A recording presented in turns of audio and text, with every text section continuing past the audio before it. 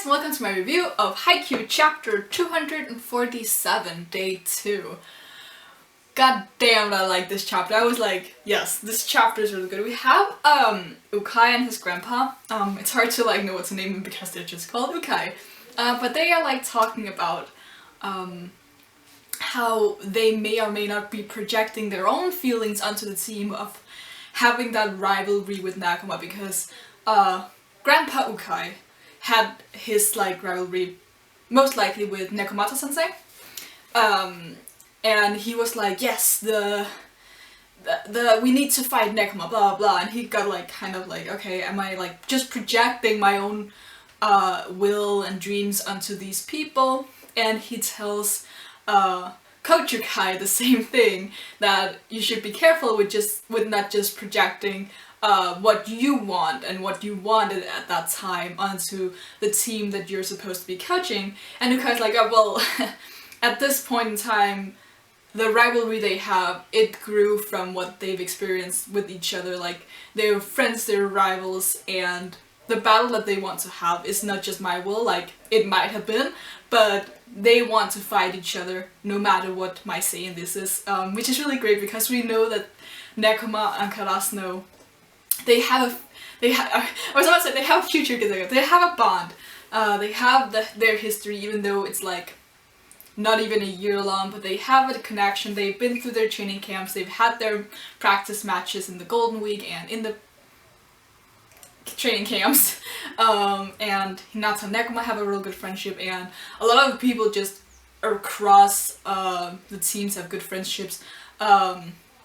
So yeah, it's really nice, but it's also nice to see that by the end Ukai is like, well, I might kind of have lied because I do desire this match to be a thing.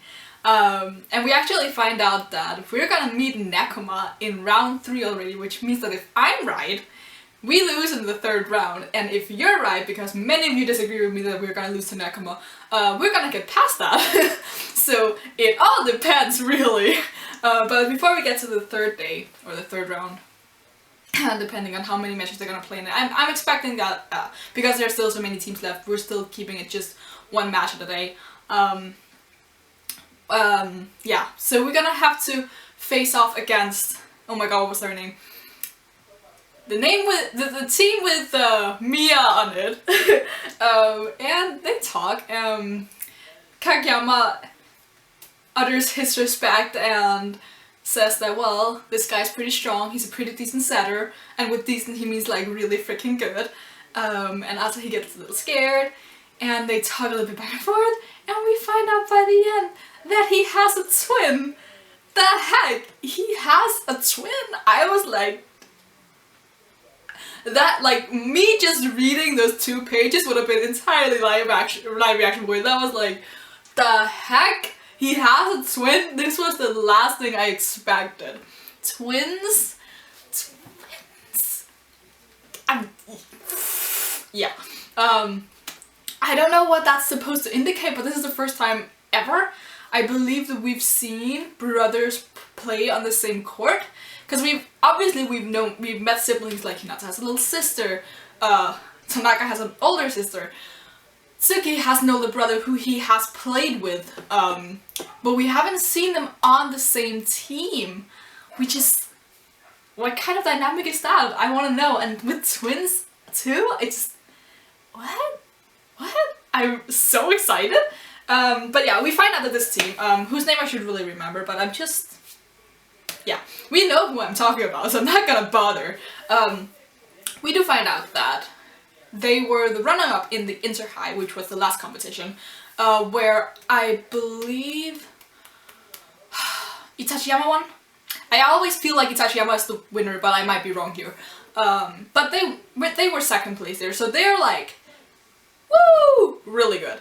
Of course, Hinata doesn't really fucking care, so there's that. But I do believe that we're gonna win. I did expect for us to meet MIYA and for us to defeat his team. So this works out, because I feel like it would be really, really not disappointing, but just a stake through the heart if we lost one match before we got to Nekoma.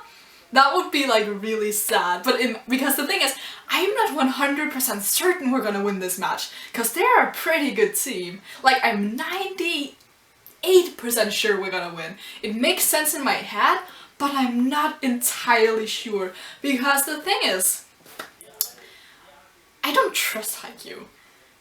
We all know that this is gonna go, like, unlike with Kuroko Basket where it just like ended after a year of, you know, canon timeline, this is gonna go on for a couple of years. At the very least 3, some speculate more. Which means that we can lose this early on, but it would just be really sad for the third years not to fulfill their goal of going up against Nekoma. Because, yeah, like, I believe the half of you who comment on my videos, you think we're gonna meet and beat Nekoma, and the rest of you I have no idea about. We talk about other stuff apparently. But yeah, so I'm really excited for this, because this is gonna be much harder than the other team, which was like really just a no-name team who had made it to nationals once and they were kind of like and we had all the things with like the prepared mind and stuff like that, so they weren't really up to par. This team is super high quality volleyball high school team players. Like, woo! This is not what I expected. I was like, second day, it's gonna be hard, but it's not gonna be impossible. This is almost impossible. This is like, you know, hardcore. So yeah, I'm excited for this. Because there is this like 2% chance that they might lose in my mind, I don't trust what I see. If it all comes down to, again, it's gonna be a 3-set match. I don't see it go any other way. And I was about to say I'm gonna get scared if Karasuno wins the first set, but it might just be like Karasuno wins, they win, then Karasuno wins. But I don't know. It could also be like they win, Karasuno gets 2 in a row. Who the fuck knows? I mean, it could be anything really. So yeah, I'm super excited for this. I feel like I'm jumping over something, but I don't remember right now. And the twin thing is just the most interesting, and just in general the team we're going up against, because holy crap. I'm not entirely sure how. Oh yeah, right. MIYA is apparently really good at serves. He got the like server award in like middle school and in the inter-high or whatever. And he has both the jump serve, which Kageyama and Asahi and Tanaka are kind of good at, jump floater serve, which Yamaguchi and Kinoshita have, and he also has the spike serve, which is the one Oikawa uses, if I'm not completely wrong here. And they all, unlike the you know, the normal serves that like Hinata does with the phew, where you just stand and then serve it, they all have the element of jumping before they do the thing, so they literally won't know what he's gonna do before they do it. And the thing is, because this was also explained in the chapter, but just in case you want like a real good explanation of why this is super relevant and why it's gonna be so hard to do to protect against this, imagine the complete difference in a spike serve and a jump floater. The jump floater, you have to like catch that with the overhand, or it's nearly impossible to get because it's just like going around doing whatever and it doesn't have the spin. So just like how it's hard to receive Ushiwaka spikes because he's left-handed and the rotation is different, it's hard to do the jump floater because it doesn't have a rotation at all, which means that you have to change the way you receive it.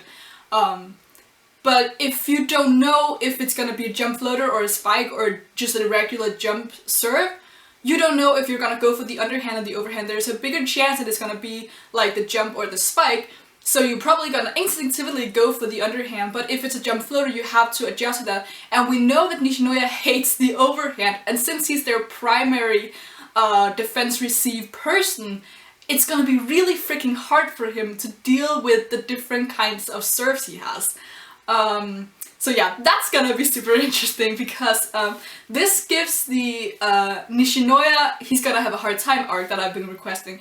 And this is also the match where we might see someone get injured. Like, we had Daichi already, but I've expressed the kind of want I have to have Nishinoya injured because it would parallel what happened in the Nekoma match, but it would show that Nekoma is the more prepared team because they obviously have 2 liberos. Karasuno doesn't, and what the heck do they do without Nishinoya, especially because Ukai in this chapter also expressed that they, because of their strong Spiker, who's also in the in the Bokuto level area, they need to do the total defense plan, which requires Tsuki and just like the bloggers to block out the cross, and then Nishinoya receiving the spike. If Nishinoya is injured, someone else has to take that spike. They're not nearly as good receivers. Like, they have Daichi, but what if he's on the front line? What do they do then? Now I think I'm gonna let that be it for this review because I've been talking for quite some time now. If you liked anything I had to say, you can leave a thumbs up on the video, leave in the comments below what you thought of the chapter and the MIYA twins, and you can subscribe if you want to see more. Until next time, bye!